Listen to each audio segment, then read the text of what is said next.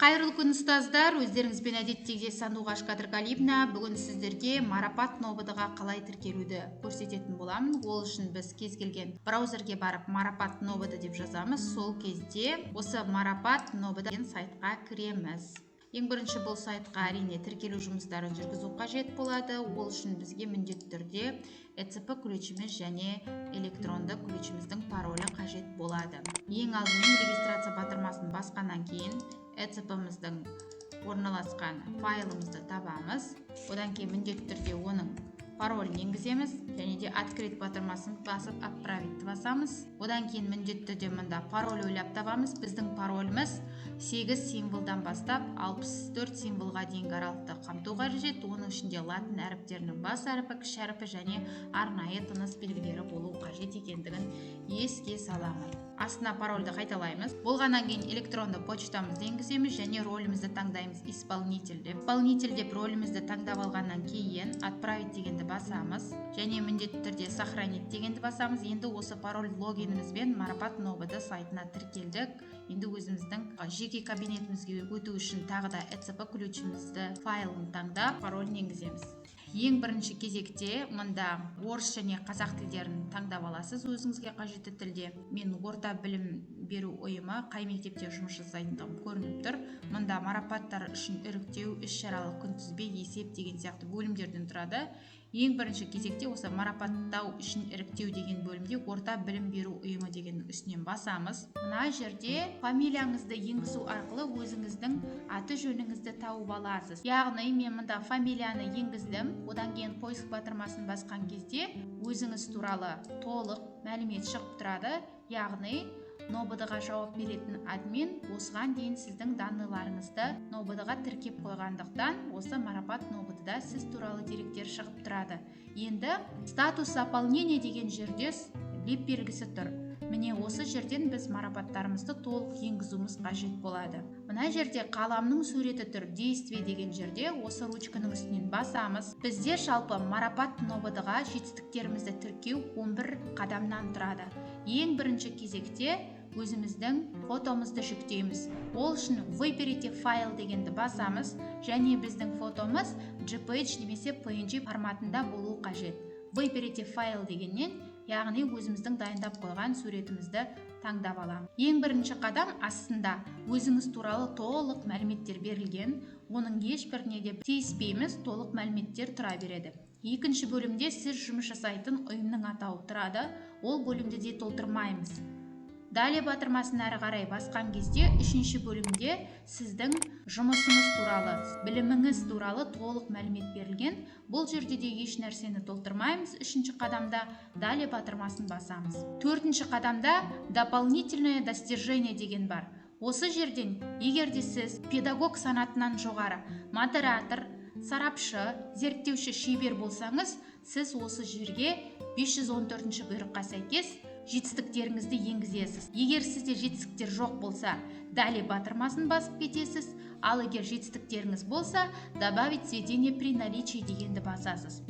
Одан кейін мына жерде тип мероприятие деген бар. Осы жерден егер қалалық болса районный, халықаралық болса международный, облыстық болса областной, республикалық деп таңдайсыз. Қазір біз қалалық жетістіктердің біреуін тіркеп көреміз. Алдымен районныйды басамыз. Одан кейін наименование мероприятий деген жерге сіз қандай сайысқа қатыстыңыз, соны таңдайсыз. Бұл жерде ең үздік деген 7-8 сайыстың атауы тұр. Егер сол тізімдердің ішінде сіздің сайысыңыздың атауы болмаса, онда осы жерге қолмен енгізуіңізге болады. Мысалы, педагогикалық идеялар панорамасы. Яғни сайысыңыздың атауын жазып болғаннан кейін астына оның сканерленген дипломыңызды саласыз. Яғни выберите деген жерден саласыз, бекітіп. Міне ол бізде PNG немесе JPEG форматында болу қажет. Және де сіздің сол сайысқа қатысқан хаттамаңыздың номері жазылады. Мұнда мысалы жазасыз. Одан кейін сол хаттама қай күні шықты сайысқа қатысқан кездегі соны енгізесіз. Осы календардың суреті тұрғанның үстіне басатын болсаңыз, мына жерден жылдарды таңдауға болады. Мысалы 2022 және қай айы, қай күні дегенді таңдайды. Және де бұл сайысты кім ұйымдастырған? педагогикалық идеялар панорамасын бізде өрлеу ұйымдастыратын болғандықтан өрлеуді таңдаймын. Ал егер сіздің басқа сайыстарыңыз басқа ұйымдар ұйымдастырса, онда другие дегенді таңдайсыз. Менің жағдайымда өрлеуді таңдадым. Және де сіз егер қаладан қатыссаңыз, город дегенді таңдайсыз. Және де сіздің дипломыңызда арнайы тіркеу номері болса, соны енгізесіз. Одан кейін барып, сіздің осы сайыстан алған орныңызды көрсетесіз. Яғни бірінші орын, екінші орын, үшінші орын. Егер де сіз сайысқа қатысқанда орын алмасаңыз, демек бұл жерге жетістік ретінде тіркей алмайсыз. Және сол бекіткен орныңызға байланысты балл береді. Егер де сіз бірінші орын таңдасаңыз, мұнда 3 балл бересіз. Егер де екінші орын болса 2 балл, және үшінші орын болса 1 балл иеленесіз. Менің жағдайымда екінші орын. Егер де сіздің тағы да жетістіктеріңіз бір сайыстан бөлек көптеген жетістіктеріңіз болса, онда добавить сведения при наличии деп қайтадан қосасыз да, осы жерге тағы да сайыстарыңызды енгізесіз. Ал егер жетістігіңіз тек қана біреу болса, онда осыны енгізесіз. Астындағысы керек емес болса, онда минус батырмасын басып тастап, кетіріп тастайсыз. 5-ші қадамда, яғни мұғалімнің көтермелеу марапаттары болса, төс белгілері болса, қандай да бір алғыс хат, құрмет грамоталары болса, осы жерге енгізесіз. Егер жоқ болса, далее батырмасын басасыз. Ал егер көтермелеу марапаттарыңыз болса, онда добавить сведения при наличии дегенді басасыз. Осы жерден таңдайсыз. Қалалық білім бөлімінен алған марапат па, басқа да марапаттардың түрін таңдайсыз. Менің жағдайымда қалалық әкімдіктен, қалалық білім бөлімінен алған марапаттарды таңдаймын. Одан кейін выберите область дегеннен өзіңіздің өлкеңізді таңдайсыз және районды көрсетесіз, және осы жерге қандай марапат алдыңыз, соны жазасыз. Одан кейін оның регистрациялық номерін жазасыз, және де оның бұйрық номерін жазасыз. Сіз қай жылы алдыңыз, міндетті түрде соны көрсетіп, айын көрсетесіз және датасын көрсетесіз. Одан кейін дәл сол марапатыңыздың сканерленген фотосын міндетті түрде қоясыз. Одан кейін біз 6-ші қадамда, яғни білім алушыларды даярлау бойынша, яғни оқушыларыңыздың жетістігі бойынша енгізесіз. Егер де жетістік болмаса, далее батырмасы келесі қадамға барасыз. Жетістік болса, добавить сведения при наличии деп басасыз.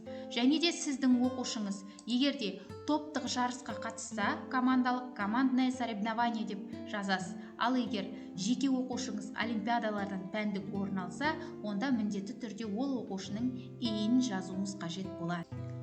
Иін енгізген бойда ол оқушының бізге аты жөні автоматты түрде шығады, және де ол оқушы қандай сайыстан орын алып, қалалық кезең бе, облыстық таңдайсыз.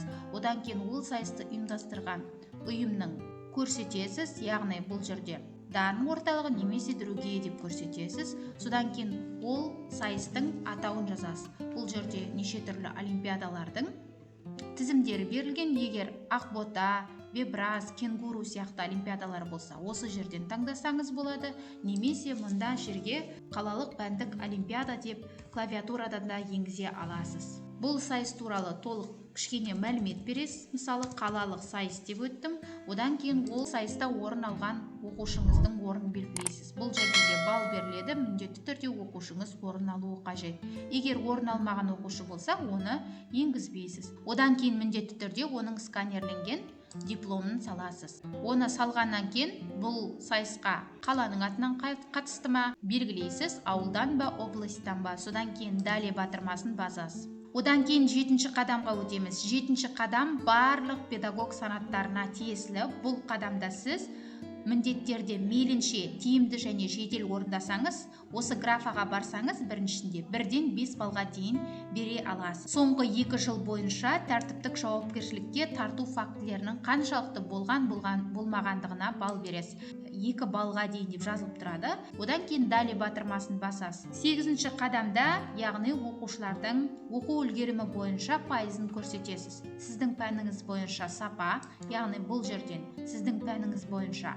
қаншалықты оқушылар сапа көрсетіп отыр.